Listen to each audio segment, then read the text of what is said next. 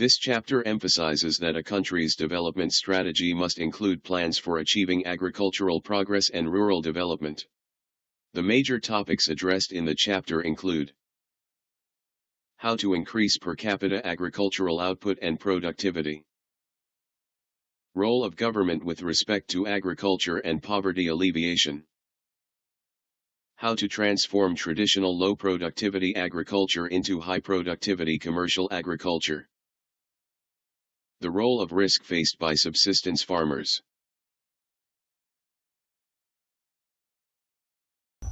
Chapter 9: Agricultural Transformation and Rural Development.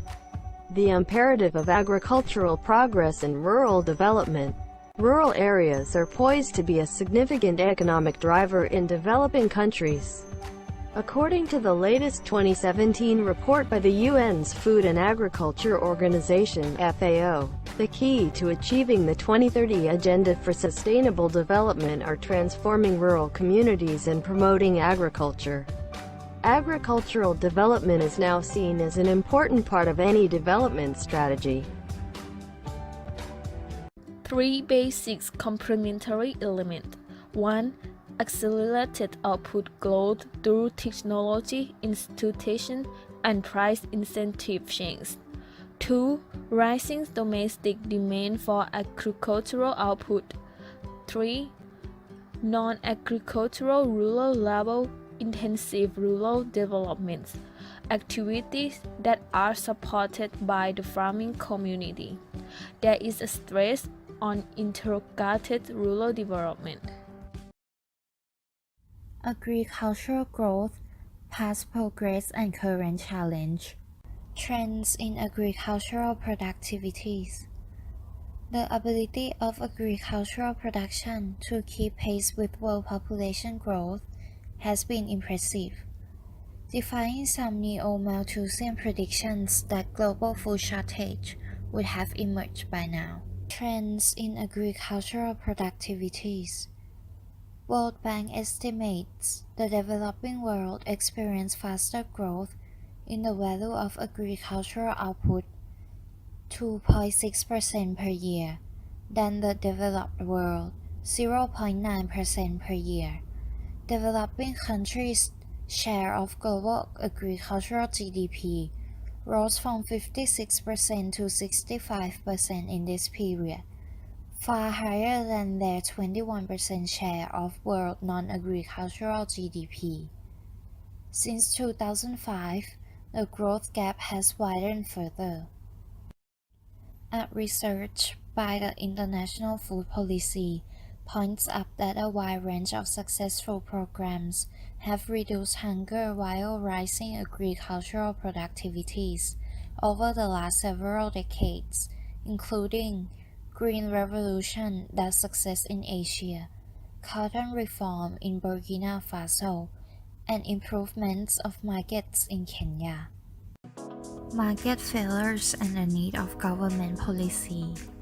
A major reason for the relatively poor performance of agriculture in low-income regions has been the neglect of this sector in the development priorities of their governments, which the initiatives just described are intended to overcome. Also, the neglect of agriculture and the accompanying bias toward investment in the urban industry economy. The most important challenges for agriculture in development is to get the role of government right. A major theme of development was to reduce government interventions in agriculture. Agriculture is thought as a perfectly competitive activity, but this does not mean that there are no market failures. Market failures in the sector are quite common, include environmental externalities, public good character, extension service, and economies of scale in marketing. Despite many failures, sometimes government has been relatively effective in these roles, as in Asia during its Green Revolution. Government has a role in agriculture simply because of its necessary role in poverty alleviation. Poverty itself prevents farmers from taking advantage of opportunity that could help pull them out of poverty, from lacking cholesterol, lacking credit, lacking health and nutrition, lack of information and missing markets, and lacking insurance. These poverty traps are often all but impossible to escape without assistance.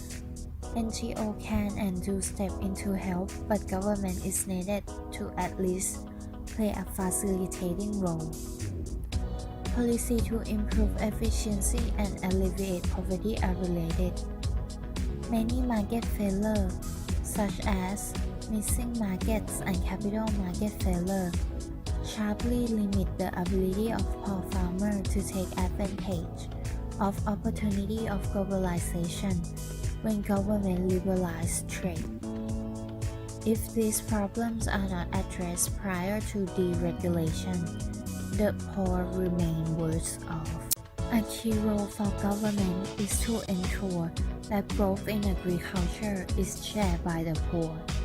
But by including the poor, the human and natural resources of a developing nation are more fully employed, and that can result in an increased rate of growth as well as poverty reduction.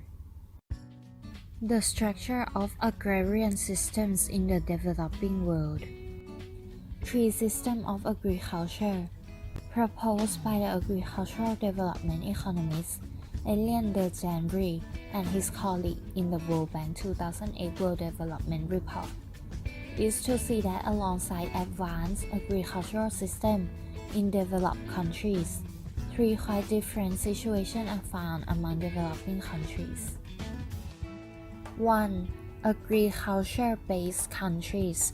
For agriculture-based countries, agriculture is still a major source of economic growth, although mainly because agriculture makes up such a large share of GDP. The World Bank estimates that agriculture accounts for some 32% of GDP growth on average in these countries, in which 417 million people live. 2. Transforming countries. Most of the world's rural people, some 2.2 billion, live in what the report categorized as transforming countries, in which the share of the poor who are rural is very high, almost 80% on average. But agriculture now contributes only a small share of GDP growth, 7% on average. 3. Urbanized countries. Urbanized countries, rural-urban migration has reached the point at which nearly half or more of the poor are found in the cities, and agriculture tends to contribute even less to output growth. This is the picture of agricultural contribution to growth and the rural share in poverty in the three types of countries mentioned earlier. In many cases, the position of countries within this group is not stagnant. Many countries that were in the agriculture-based category moved to the transforming category in recent decades, most prominently India and China. Traditional and peasant agriculture in Latin America, Asia, and Africa. In many developing countries, various historical circumstances have led to a concentration of large areas of land in the hands of a small class of powerful landowners. This is especially true in Latin America and parts of the Asian subcontinent. In Africa, both historical circumstance and the availability of relatively more unused land have resulted in a different pattern and structure of agriculture activity. Agrarian patterns in Latin America. Progress and remaining poverty challenge. The agrarian structure that has existed in Latin America since colonial times and is still widespread in a substantial part of the region is a pattern of agricultural dualism known as latifundio minifundio. Let us take a deeply look in the meaning of each word. Latifundio, a very large landholding found particularly in the Latin American agrarian system, capable of providing employment for more than 12 people, owned by a small number of landlords, and comprising a disproportionate share of total agricultural land. Minifundio. Minifundio mean a landholding found particularly in the Latin American agrarian system, considered too small to provide adequate employment for a single family. They are defined as farms too small to provide employment for a single family with the typical incomes, markets, and levels of technology and capital prevailing in each country or region. Using Gini coefficient to measure the degree of land concentration, as seen in Table 9.3, researchers report that the coefficients for Brazil is 0.77, for Panama is 0.75, and for Ecuador is 0.71. Other countries are even more unequal. The Gini for Paraguay has been estimated to be an astoundingly unequal 0.94, and a very high inequality has been estimated for Colombia and Uruguay, amongst others. These are the highest regional Gini coefficients in the world, and they dramatically reflect the degree of land ownership inequality throughout Latin America. Indeed, evidence from a wide range of developing countries demonstrate that smaller farms are more efficient or lower-cost producer of most agricultural commodities. Conclusion for Latin America. At an aggregate level, the agricultural sector in Latin America appears to be doing fairly well. Latin America has led the way in taking advantage of niche opportunities for higher value-added activities such as organic and fair trade markets. Some Latin American countries, such as Guatemala and Honduras, are still in the mixed transition phase, and in such countries, the latifundio-minifundio pattern tends to remain particularly dominant. Transforming economies, problems of fragmentation and subdivision of peasant land in Asia. Throughout much of 20th century, rural conditions in Asia typically deteriorate. Nobel laureate Gunnar Myhrvold identified three major interrelated forces that mold the traditional pattern of land ownership into its present fragmented condition. 1. The intervention of European rule. 2. The progressive introduction of monetized transactions and the rise in power of the moneylender. 3. The rapid growth of Asian populations. The arrival of Europeans. The traditional Asian agrarian structure before European colonization was organized around the village. The arrival of Europeans, mainly the British, French, and Dutch, led to major changes in the traditional agrarian structure.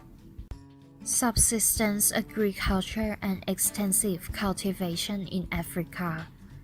Subsistence farming on small plots of land is the way of life for the majority of African people living in agriculture-based economies. The great majority of farm families in tropical Africa still plant their output primarily for their own subsistence. African agriculture systems are dominated by three major characteristics. Three major characteristics of agrarian system in Africa. 1. The importance of subsistence farming in the village community.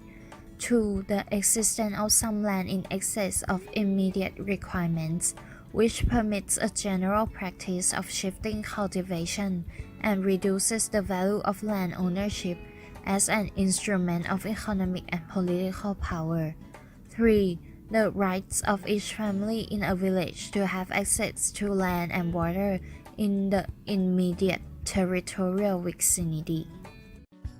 Historical forces restricting the growth of output. Where traditional systems are breaking down, inequality is often increasing. The low productivity subsistence farming characteristic of most traditional African agriculture results from a combination of three historical forces restricting the growth of output.